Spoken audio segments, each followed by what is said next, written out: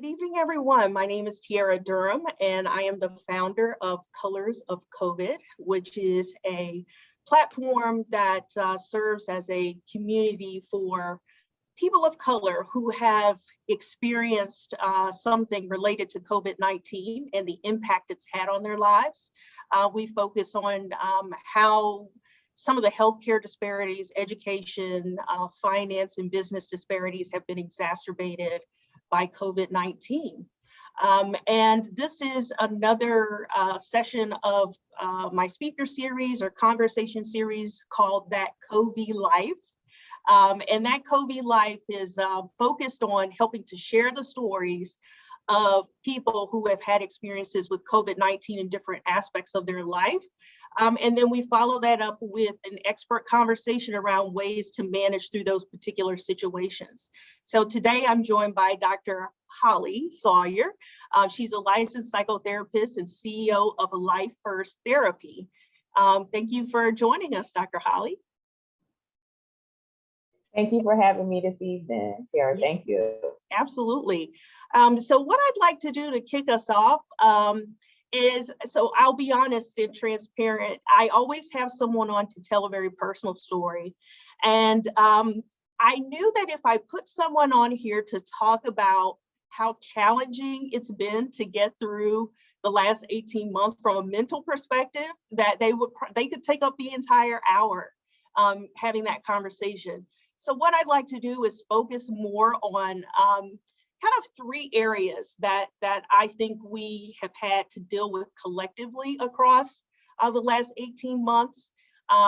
One is heading into and going through the pandemic, coming out of the quarantine or the stay-at-home rules, and then heading back into a resurgence with the Delta variant.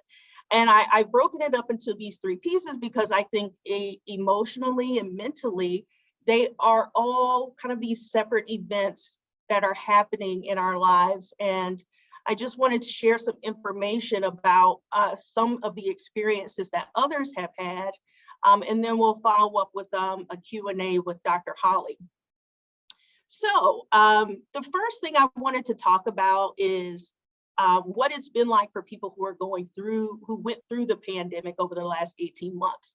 And some information that I found from the Kaiser Family Foundation basically stated that about 4 in 10 adults in the US have reported symptoms of anxiety or depressive disorder, a share that has been largely consistent, up from 1 in 10 adults who reported these symptoms from January to June 2019.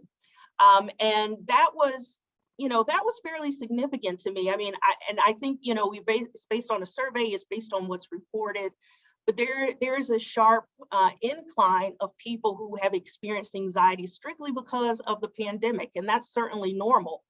I certainly like to take a look at those data as it compares to communities of color.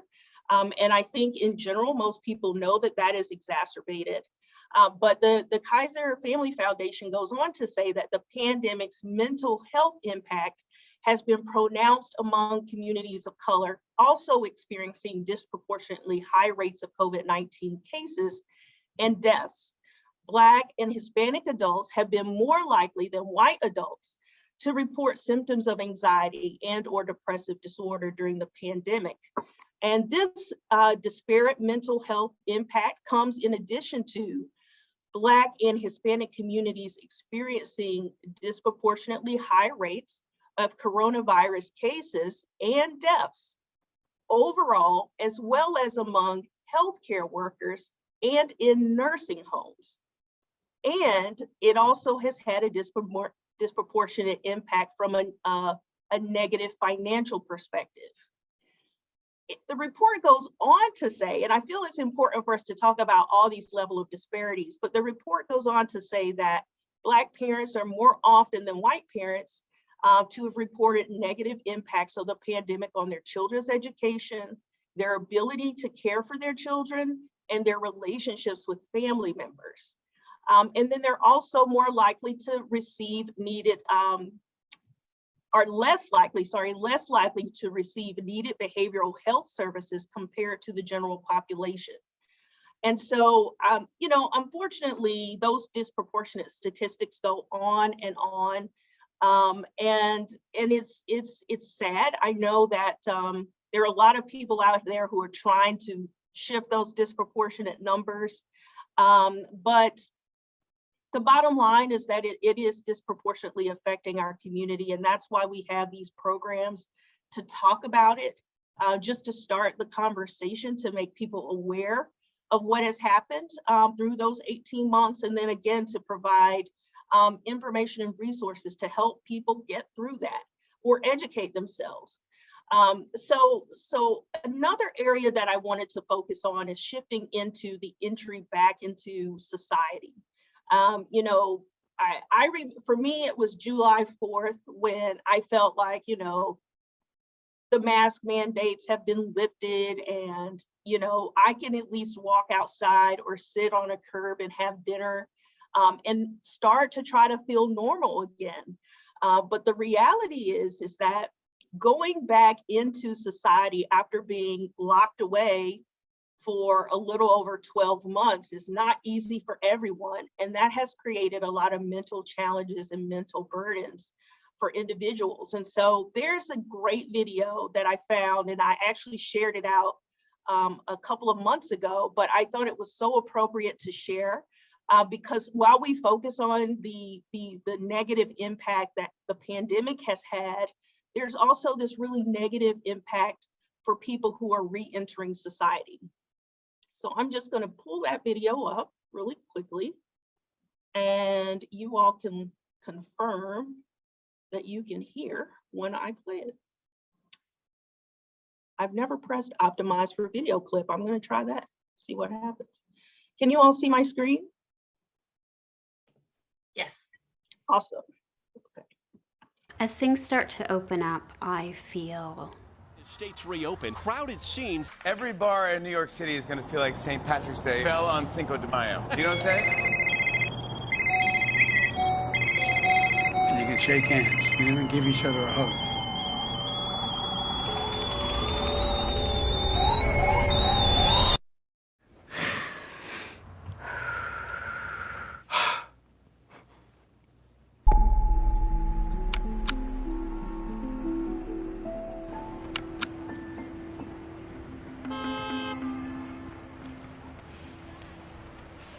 in my body, I feel a sense of fogginess, a heavy fog, slowly floating in the background and weighing me down. Going back out onto busy streets again honestly makes me feel a little nauseous. My muscles tense up and I feel my heart racing faster. It's basically tension. Those tense points in my shoulder, those queasy parts of my stomach, my lower back, my brow. After the shutdown started, it really felt like the volume got turned down. And it was like we went to sleep, humanity kind of went to sleep.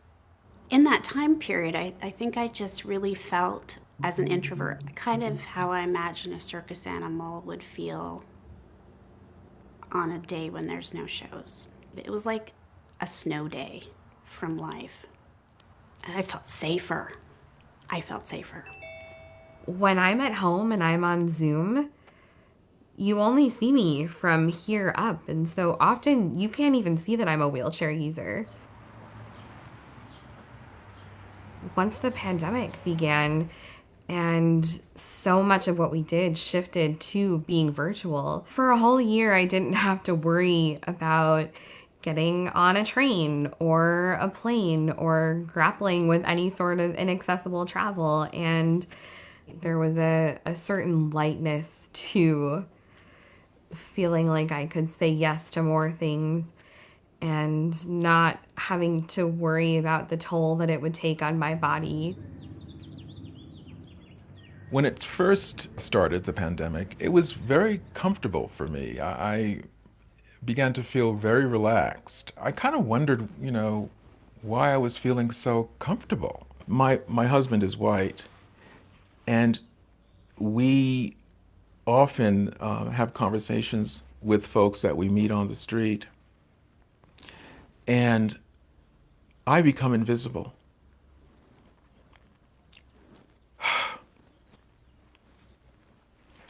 I go into a market and I'm either ignored totally or followed and watched. That's a microaggression. And it culminates and builds and builds and builds.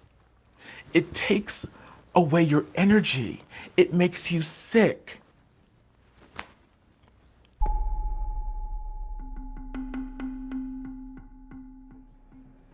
After we began to come out of the pandemic, it was during those moments of engagement with white people, to be frank, that I began to feel those things in my body that had gone away during the pandemic. The respite has transformed me because I've had rest. I'm honestly incredibly nervous to return to any kind of normalcy. Oh my gosh, the world is not designed for disabled people. I'm right back to having to plan for all of the potential accessibility pitfalls, whether it is a broken elevator or a building with stairs but no ramp, or a doorway that's too narrow to get through. So I have reentry anxiety. The pressure to perform and project and engage in the world is intensified, and that is overwhelming to me. I pulled into the shopping center near my house, and the parking lot was full of cars, and I just felt this like clutch in my heart. As the world picks up pace, I am ready to further disengage from it.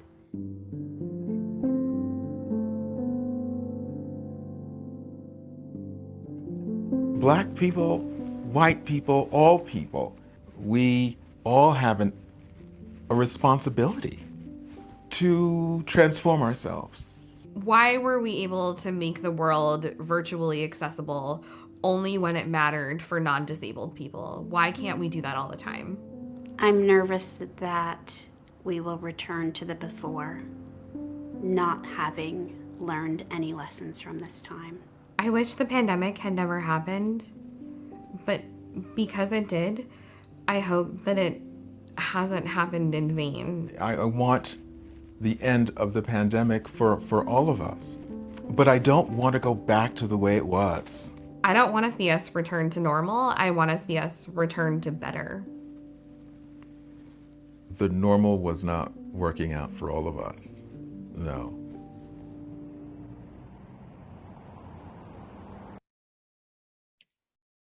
So I just find that extremely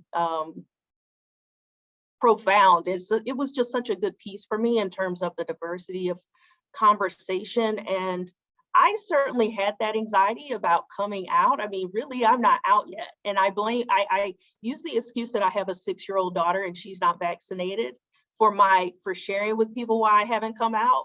But I really don't want to come out. So I can identify with this. Maybe I don't have as much as anxiety as I think some of the people had who shared their stories, but it is a challenge. And now we are actually headed back into the third part of the phase that I shared, which is the resurgence with the Delta variant. You know, I'm just so amazed when I look at the news at night and I look at the map of the United States and every state is red. I'm like, how did we get here? It's just, you know, Dr. Holly, I want to sit on your couch, but we'll talk about that. But anyway, I want to transition now to Dr. Holly and talk a little bit about some of the signs that we can all continue to look out for. Whether it's for ourselves or for our loved ones, our friends, or potentially even people that you don't know that well, but you just encounter on a regular basis. because I think in order for us to return back to better, which I love it when she says that, we have to have a different level of care for everyone. And so with that, Dr. Holly, thank you again for joining us. Please tell us a little bit about yourself and your background, what you do, why you got into what you do, and then we'll focus on some of those signs that we talked about. Again, thanks for having me. I'm very happy to be here. Venture Cafe Philly is much like home for me. Been doing a lot of these presentations, definitely during the pandemic, and just how to cope and transition. So again, I'm Dr. Holly. I'm a licensed therapist in Pennsylvania, but I specifically live in Philly.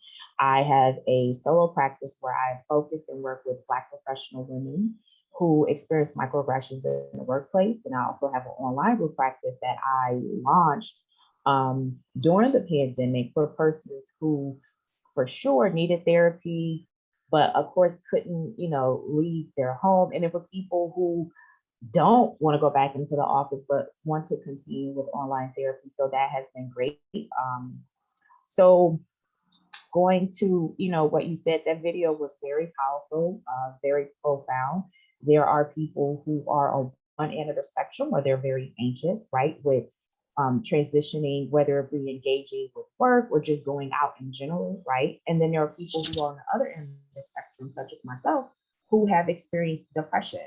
When the pandemic initially hit, I wasn't anxious, but as we went farther into quarantine and had to distance, I became very depressed. And so for myself, a therapist with a therapist. And so, how do you, if you're on the end of being anxious or depressed, how do you know like what that looks like? You know what it feels like, but when you're home in quarantine, or you may have family members or friends who may be experiencing that, but they're suffering in silence, what does that look like? So I'm going to share my screen. And again, what I'm going to share with you isn't all exhaustive. These are just some of just like a few signs of what you could look out for. And so I really wanted to just give you guys just a couple of things. So if you maybe are an outgoing person or even an introvert and you kind of have like a balanced, personality or attitude, but you're starting to feel very negative or cynical towards your work or the people you may work with, customers, your coworkers, you may be experiencing sleep problems because you're, again, anxious and or depressed. You may have started to have insomnia or sleep more than usual. Depression. So depression could be acute, it could be chronic, it could, last for a very short spurt, or it can go on for an extended period of time. Same thing, with anxiety, where you're, consciously in an anxious state. You may find yourself having memory deficits where you may be forgetting things. Things are not coming as quickly. You may lose things. And not just like normal, because we all forget or maybe misplace things, but these are things that are like constantly happening. You're seeing like a pattern, if you will. Since the pandemic has been going on, and as it continues now with the third phase, people have consumed alcohol and or drugs at a higher rate than normal or usual, or maybe have picked up and started because they're finding that as a way of coping. So again, these are not exhaustive signs, but these are a few that you can look at to say, okay, this pandemic is having a mental effect on me. And so when that happens, what you want to do is you definitely want to identify a therapist, because this isn't normal, right? And this is not something that you can drink away or use alcohol or like go to the gym or work it out away. This is something that it is taking a toll on all of us worldwide mentally, that a therapist can definitely help you, go through the pandemic. Thank you for that, Dr. Holly. As you were going through the list, I was thinking about what my experiences have been like pre-COVID and post-COVID. And pre-COVID, I can definitely say that I did not pay as much attention as I should have to how I was feeling at any given moment in time, because life was super busy and I was super busy and I was superwoman and I was managing lots of things. Now, I later determined that I was depressed that entire time, but I didn't know it. I didn't know it because in my head, I was getting it all done. What's interesting to me is that when we rolled into COVID, you know, without having addressed some of those issues that might have been there already, there was an opportunity for it to spiral out of control. And, you know, for people that's difficult because when you're losing jobs and you can't have caretakers like you used to, it's also the point in time when people need therapy the most and probably won't get it because of not being able to afford therapy, not being able to go to someone and talk to them about it. So I do think it becomes, you know, very important for us to consider what those signs are. And even, you know, I kind of do a self-check now. But the other thing that I find interesting is that I don't let other people off the hook anymore. So if someone is not acting like themselves and they're in my life, then I will take probably 3 to 5 more attempts to understand what they're going through than I did before, because I just think we're just all at a very fragile point right now. And so I think it's incumbent upon us to also push back on our friends and our loved ones if we see something slipping with them. So can you tell us some of if anyone has questions, please feel free to include them in the chat or come off mute if you like. But Dr. Holly, can you tell us if someone has experienced some of those symptoms and they may be, you know, or signs, is there something more they should do? What should they do next? So before I answer that question, I do want to highlight something that you said that is very like distinct. So depression doesn't necessarily look like, okay, I can't get out of bed, I can't, you know, finish a school project or attend a Zoom meeting, right? It does look like, for some people, like you were saying, being very busy because that has become their way to cope with depression. I was, again, on the other end of the spectrum. I could not get out the bed for weeks. I couldn't open up my curtains. I couldn't like answer text messages, but you were very productive. And then like on the flip side of that month, like going into June or July, like you said, then I began to slowly transition into finding some type of, okay, what things can I do? So anxiety and depression doesn't necessarily look like what we know. It could be the total opposite, where people are looking as if they don't carry anxiety or depression, but they're functioning. And so what you're saying by checking in on your friends and having those conversations is very pertinent. So I think that is a second step, you know, identifying the therapist that you can reach out to, right?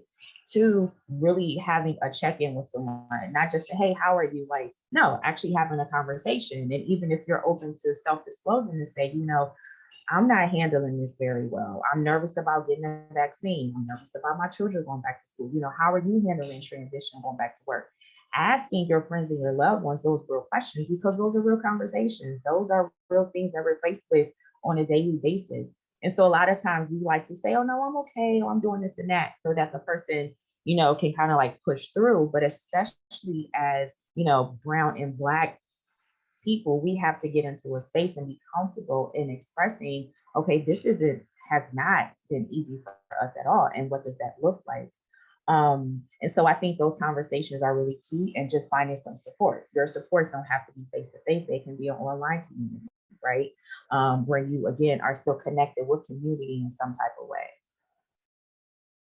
Thank you. Thank you. So I know I asked the question around what should someone do next, but Dr. Diaz, I know that you posed a question. Feel free to come offline, online and share your question.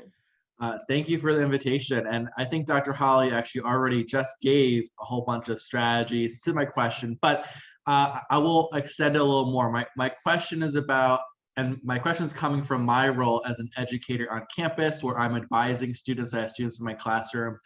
And before the pandemic, I was already trying to build a system where students were comfortable kind of sharing what's going on, right? And so I can make sure I can connect them to the supports that they might need.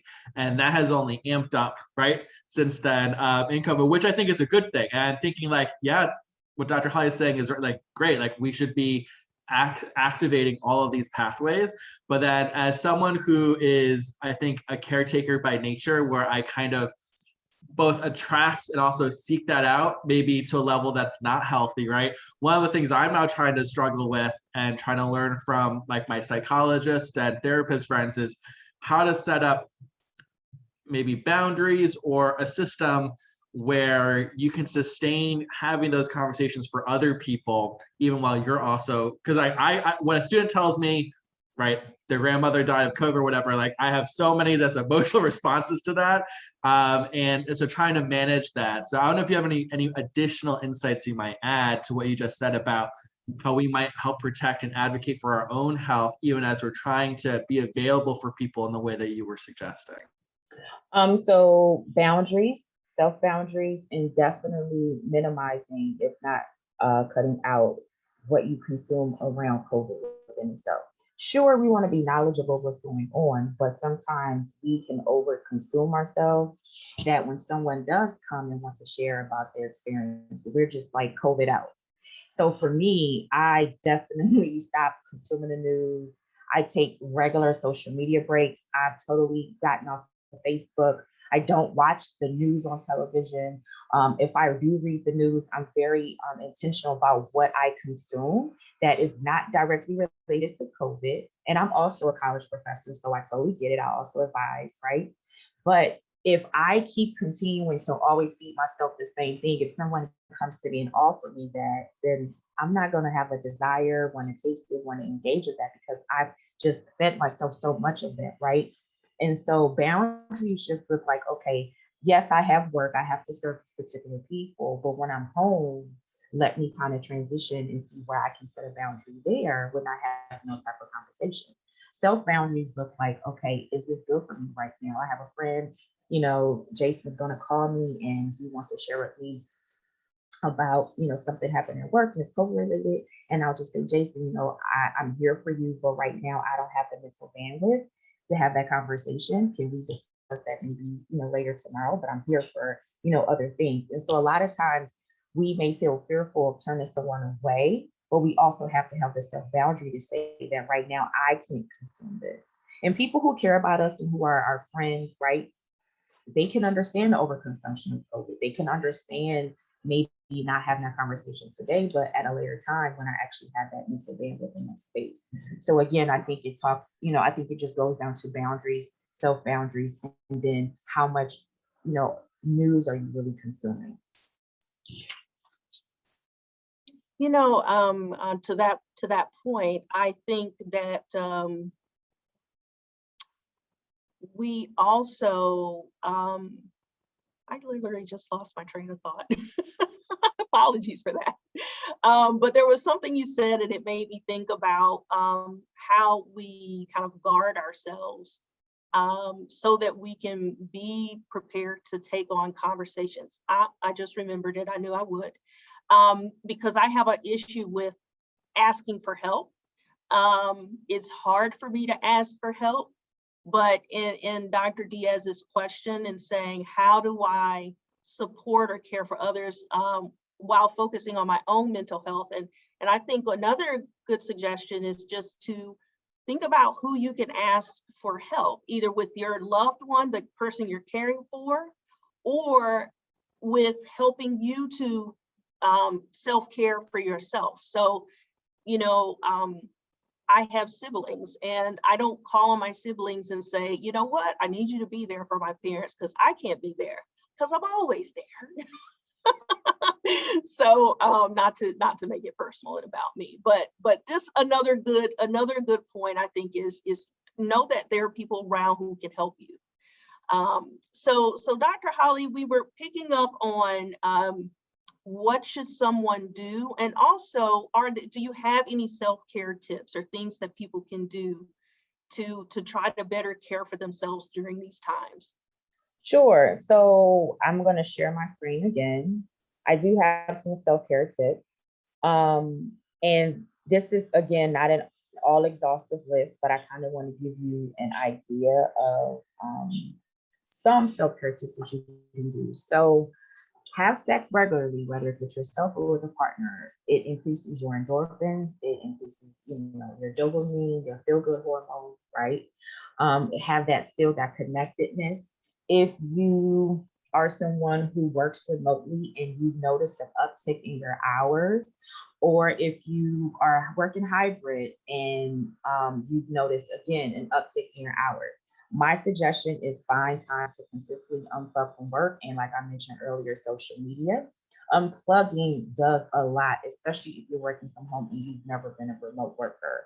It allows you to separate home from work, because now it's like one, for many people who are working from home. So if you schedule these unplugging sessions, again, they don't, like I did it for literally 40 days and 40 nights. It doesn't have to be that expensive, but that's what I needed, because self-care is personalized to you. So unplugging could be just like on a Friday. Like some people don't eat meat on Mondays. So it could be just like an unplug from media Mondays or something like that, right? But the point is, make sure that you do it consistently and schedule it in like you would do a doctor's appointment. Eat healthy food and move your body regularly. So again, those are subjective as well. Healthy according to your body type, moving your body, what that looks like and feel good for you. I like to take walks out in nature. I love walking, so I'm not like a gym person, but again, that's how I move my body regularly. Watch a funny movie or a new hobby. I love Redbox. Sometimes I float between that and Netflix. I don't binge, but if I had like a hard day or something was really heavy, especially during the pandemic, I needed to shift my mental space to find something that was going to make me laugh and just give me good vibes. And usually a funny movie or some comedy does that for me. My new hobby was, telling jokes to my children. So your new hobby could be anything. It's no judgment. It's, again, just thinking outside of what you have now been succumbed to with the quarantine and just being at home. Painting, drawing, singing, gardening. If you've never done these things, you had an interest, do it. These things I'm suggesting is because it helps you shift your mind where you have to focus, right? Gardening, you can't do it haphazardly. Drawing, you're very concentrated and focused. And so those are some things that I'm suggesting there. Journaling. I kept a 2020 jar, believe it or not, and I would write on strips of paper like affirmation things that I was grateful for during that year, not even knowing about the pandemic. Once the pandemic hit, I really wrapped it up because I needed that space. Again, seeking a therapist, and you even mentioned this here, receiving and asking for help. Sometimes we may feel like we can't ask for help, and to help you kind of kick that, think about what it is that you need help with and who in your circle, your friends and family, will be the best person that you can go to ask for that thing, that maybe won't judge you or make you feel, bad for asking. So it's not that you have to ask everybody, just kind of make your asking a little more intentional and focused. Also, you don't have to do anything. Sometimes relaxing is really good. Just listening to uplifting music or binary sounds. I read a lot of books during the pandemic. Reading is also good, another way to shift your mind. Some people like to meditate and pray or spend time in nature. We all have had staycations, but if you were able to travel, that's also a good thing too, whether it was just something local, across the bridge to Jersey, or maybe, to see a family member after they got vaccinated, you got vaccinated, you drove up to, to New York. Take lunch breaks, right? Even if you're working from home, set an alarm, pencil it in. That doesn't mean that you have to work, 8 hours, or work like you were in the office where you maybe didn't take breaks then too. Lunch breaks are so important. And back to what I was saying to Dr. Diaz, boundaries, self-boundaries, knowing how to say no and how to say yes. It may not feel good, you may feel guilty, or the person who you may say yes or no to may feel slighted, but you have to look out for your mental health first. It's kind of like being on an airplane. When the mask comes down, you have to put your mask on first.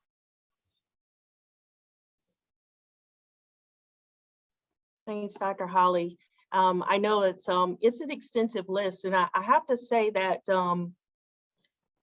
when I first had my counselor kind of lay out some of the things that I needed to do, you know, it really feels hokey at first, right? Like, sit down, watch TV, or go have lunch with a friend, or, you know, I mean, it just felt hokey for me, but the reality is that that's socialization, talking to people, doing some of the things that you said on the list. They really should feel normal. They shouldn't feel hokey. And so you should think about, you know, pushing through what, you know, what you might be experiencing when you say, well, you know, I feel like I shouldn't sit down and watch TV. Well, you probably should. You probably should sit down and meditate, or read a book, or watch TV, or do something good for yourself. And it doesn't have to be a big deal. It could be a staycation. Go ahead. Yeah, and that also, what your point also shed light on the type of life that we were living before the pandemic, that these things that I've highlighted may seem so normal, but now it's like, oh my gosh, I feel so guilty if I do it. It kind of shed lights on like, what were we doing before that we felt guilty for now having just to relax and do nothing, or watch a movie on Netflix, right? Exactly. So, so I put a few links in the chat for anybody who is either looking for additional resources for yourself or looking for resources to share with others. I put a few resources in the chat that are related to food and food system resources during the pandemic, financial assistance from food to housing and bills. We know that our ability to pay rent and mortgage has been a big deal. So there's some links in there in the chat to support that.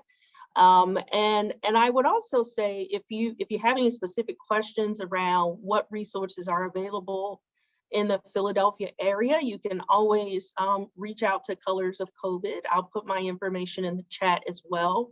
And I'm happy to help and share resources that way for those who are specific to Philadelphia.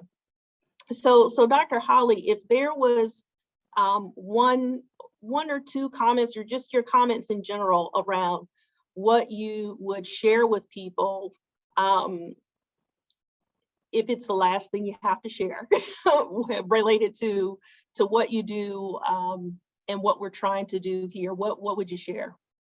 So I did put a resource in the chat as well, Open Path Collective, and that is for people who are underinsured, no insurance at all, and they offer therapy at a very low sliding scale, whether it's for family, children, or individuals. They have been like amazing. So again, if that's your situation, you can definitely check them out and sign up for that. So as far as a final word or something that I would give to anyone who may be viewing this later, who are live with us now, I would say to live your life in caution, but not fear, right? We, I think, have survived the worst of the pandemic from the onset of it to literally going through it, and so now going into what we know would have happened, which is the third phase, right? And so we want to just continue to be cautious by wearing our masks, social distancing, washing our hands. If you do believe in getting vaccinated,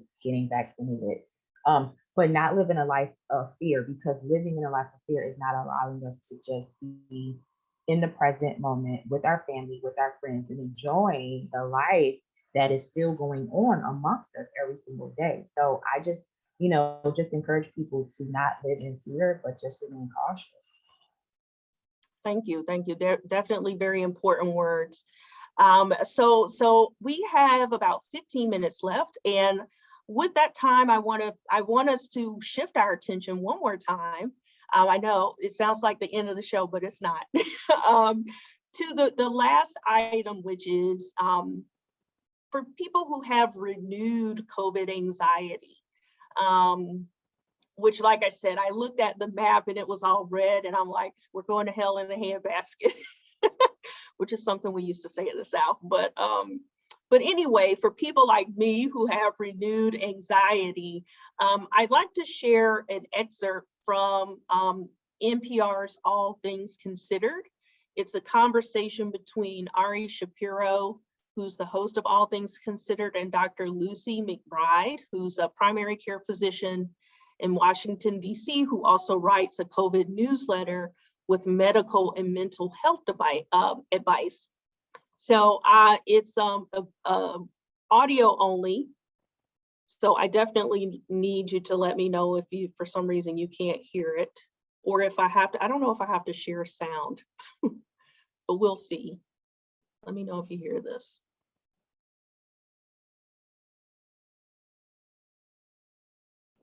Did you guys hear that? No, I think you may have to just share your screen anyway with the audio. Yeah, I'll do that. It's not a problem. I wasn't sure. Give me 1 second and I will share the screen. Okay, let's have a listen. Oh, let me make sure I shared my sound. Yes, I did. Ago, does anyone have an antidote for emotional whiplash? My vaccinated patients are asking. And I think a lot of people can identify with that tweet. Tell us what you were hearing from your patients as you wrote that. Well, I think people were starting to think that there was a light at the end of the tunnel in the spring. People were getting vaccinated, case rates and hospitalization rates from COVID-19 were dropping. And we knew at that moment in the spring, through accumulated evidence, that kids are protected, at least in part, by being surrounded by immune, vaccinated or naturally immune adults. So then when Delta comes on the scene, it really dimmed the light at the end of the tunnel. And yet, if you pull the camera back, compared to a year ago when we all lived in acute fear of catching a deadly disease that could send us to the hospital, today, hospitalizations are overwhelmingly among unvaccinated people. And so is that fear, that grief, the despair, anxiety, whatever you want to call it, justified? I mean, I think it's justified to be mourning the loss of life as we knew it. It's justified to be emotionally exhausted watching the ongoing death and destruction. We also need to realize that amidst loss, there is reason for hope. We know that these vaccines against COVID-19 are extraordinarily effective, even against Delta, at preventing the worst consequences. And we know exactly how to protect kids in school. We need really for everybody in this country to get vaccinated and to protect each other so we can move on in a healthy way. At the same time, we also need to realize that COVID is here for the duration. It's not about eliminating risk. That's just not on the menu. But what we need to do is, just as we have to modulate fear so that we protect ourselves without driving ourselves crazy, we need to manage expectations for what life is going to look like once we have this virus under better control. So can you talk about how people are dealing with decision fatigue after a year and a half of trying to make difficult decisions in the face of risk and partial information? Now we're once again faced with, do I go to that crowded restaurant? Do I visit my vaccinated parents and spend time indoors with them without a mask? Like, how do we deal with the ongoing decision fatigue? I think you're exactly right. We're exhausted, we're wired, we're hypervigilant, and we're tired. So many decisions, so much information. I think we need to realize that this is normal and that we need to give ourselves a little latitude and grace as we navigate these complex times. When we're exhausted, when our guard is down, that's when we're more prone to excess anxiety that's out of proportion to reality, that then drives behaviors that may not be appropriate for that particular situation. At the same time, we need to make sure we are protecting ourselves and our families and our communities from disease and despair. So I'm not saying I have the answer for everybody on this program. I'm saying let's recognize it, let's name it, and then let's navigate it with facts in the driver's seat and fear out of the driver's seat. I'm laughing because you refer to excess anxiety, and I think of that expression, just because you're paranoid doesn't mean they're not out to get you. A lot of anxious people right now are thinking, like, there is every reason to be anxious about the circumstances. 100% anxiety, remember, is our constant companion. It's how we run from danger. It's not to say that anxiety isn't justified. It's to say that we need to calibrate it to our particular reality. Because when we let anxiety run roughshod through our bodies and minds, that's when we are really exhausted and make decisions that aren't appropriate necessarily for that moment or for that particular decision. So you've talked about how we're feeling right now and why. Let's end on what we do about it, especially when there is so much that is beyond our control, so much that is uncertain. What's your advice to your patients, given that, as we said at the start of the conversation, there is no pill or shot that you can take for emotional whiplash? I think the first step is acknowledging the trauma that we've experienced, the stacked stressors we've all been through over the last 17 months. I mean, that is real. It takes a toll on our bodies and minds. And once we allow ourselves to feel those complicated feelings, then we can unlock some coping strategies, like, making sure we exercise, prioritize sleep, connect with our loved ones, and follow the facts. Make sure that you are looking to experts, including your trusted primary care provider, for nuanced advice to help marry broad public health advice with your unique situation.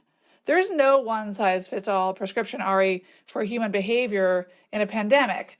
So we really need to drill down into what it is that gives us a sense of safety and security, what it is we need to feel protected from disease and despair in tandem, and that is going to look different for each person.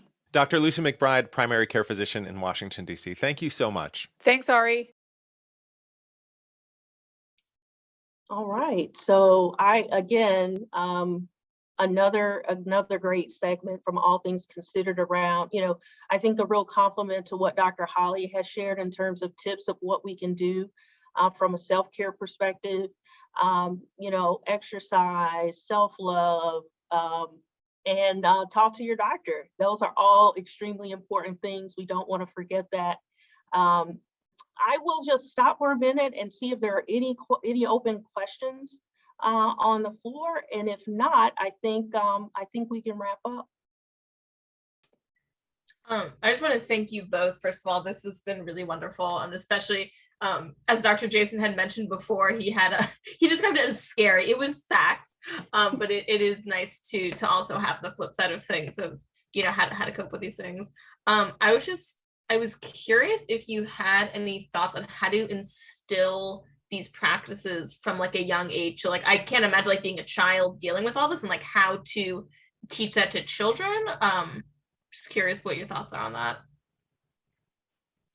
So I have children where they're teens, but one thing that I have been doing with them since they were like 3, because they started school at 3, is that I do check-ins with my children. And with the pandemic, I really, really made sure that I didn't miss a day. So check-ins basically look like, once you're settled as a parent, again, putting the mask on you first, you're okay in your mental space, you go to your child or your children and you check in with them. And you have honest conversations to say like, how was Zoom class today? Was it overwhelming? Was it a lot? I noticed that with my daughter, she got Zoom fatigue, and I checked in with her teachers and say, listen, she won't be in tomorrow. My daughter needs rest. She needs some time off the computer, not breaks in between, the literal time off. When the shot came out for, children 12 and older, we talked about, getting a vaccine. Is this something that, are you afraid of? Do you have any, handcuffs about and things like that? And if your child, again, is under the age of 12, or again, they're children, you really want to have a conversation about what COVID is. There isn't a vaccine out for children under 12 yet, but here's some things that we can do. We can make sure that, you wash your hands like mommy taught you, ABC to A through Z, or the birthday song, however it is that you may have shared with them. The importance of wearing the mask and social distancing. And children are touchers. They like to hug. So what does a fist bump look like? What does the elbow bump look like? But these are things that we have to do right now in this moment while we're all, as a world, going through the pandemic. So again, I think it's about checking in with your child to make sure that they are continuing to process it and being a vessel for them. So if they do have questions, and if they are fatigued, whether it's through Zoom or whatever it is, allow them to have a break too. Give them a break where they don't have to just always be on Zoom or be engaged, because they may not have the mental bandwidth either. Have them be physically involved if you can give them activities as well, so that everything isn't just COVID related. Thank you for that. Yes, all very important. I think, you have to be easy on yourself. Like, I have a load of guilt on me about like not being able to do all these different things with my child because I don't want her to get sick. And we have to be easy on ourselves and forgive ourselves, and it'll be a good story to talk about a few years down the road about how we had to all hunker down in the house for over a year. But thank you so much, Dr. Holly. I really appreciate you joining us. If someone wants to find you, contact you, I think you put your contact information, your website in the chat. Or if you could just share your website if people want to learn more about what you do. Yeah, so I just put in my LinkedIn, and then I'll put in my website after. Thank you. Thank you. Once again, thanks to Venture Café for providing a platform for us to share these stories, the experiences of underrepresented communities, and the impact that COVID's had on their life. I am Tiara Durham with Colors of COVID. Please visit us at www.colorsofcovid.org or follow me on all my social media channels. Thanks so much for joining us. Take care.